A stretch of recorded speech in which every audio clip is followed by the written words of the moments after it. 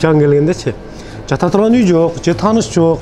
Көчө айрып объездныйда камыштар бар эле, ошо барахолкадан бир орустан матрас апарып, ошо жерде 3 ай жашаганбыз да. Чиркей тытат, түнү бир балдар арасында.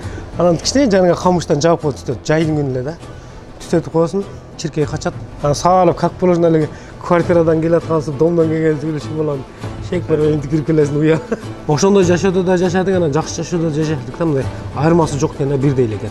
Бирок жакшы жашоого караганда ошол жашоо рахат да. Себеби мындай да, адам ток болсо, шашлык жесең дагы мындай кайфончу болсо, сен урсаң ток да. Шашлык жейсиң, макарачка жейсиң, гриль жейсиң, баары торт жейсиң, урсаң ток болгончо ончо таасир бербейт да. Бирок ач болсоң, катык нан жесең дагы рахаты башкача болот да.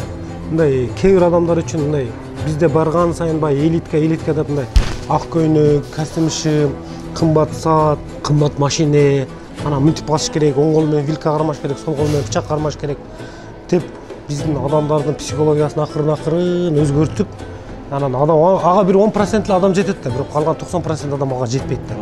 Адамдар мындай мен буга жетпейт экенмин, анан жашоосуна, турмушка, анан бизди жараткан Аллах Таалага мындай каршы чыга берет да. Себеби ага караганда бул нерсени өнүктүрүш. Мисалы үчүн Европада мактайбыз да, Европада мисалы үчүн ошол эле Китайда бул карапайымдык менен рахат алышат да аларчы. Ошол нерсени бизге наоборот алып келбейт алар. Алар бизге интеллигенцияны алып келет, интеллигенция деп ошо вилка менен, сол кол менен вилка, оң кол менен бычак ушинтип үйрөтүшөт да. Бирок аларда мисалы үчүн илгери мындай мен билишим боюнча байкер деген бир сөз бар, өзү байкер деп коюшат. Байкер деген англисче сөз да. Байкер деген мындай жиркеничтүү деген сөз да, мындай четтен бизге айтканда. Мотоцикл чет, анан куртка чаат, жуунбай жүрө берет, питтеп кеткен, сакалдары өсүп кеткен, моюндары кийип, жанына барсаң сасык, ошону байкер деп авторитет кармашкан да. Мындай тоонун адамы, мындай чист адам экен деп турупчу. Олар ошол нерсени өздөрүнө сиңирип авторитет кылып алышкан да.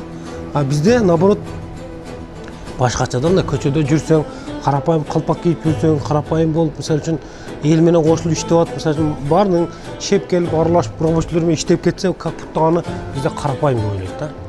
Карапайым эмес, маданияттын эң жеткен чокусу ошол болот да негизичи. Кандай табигатыңда кандай жаралсаң, ошондой кетиш бул чыныгы маданият да.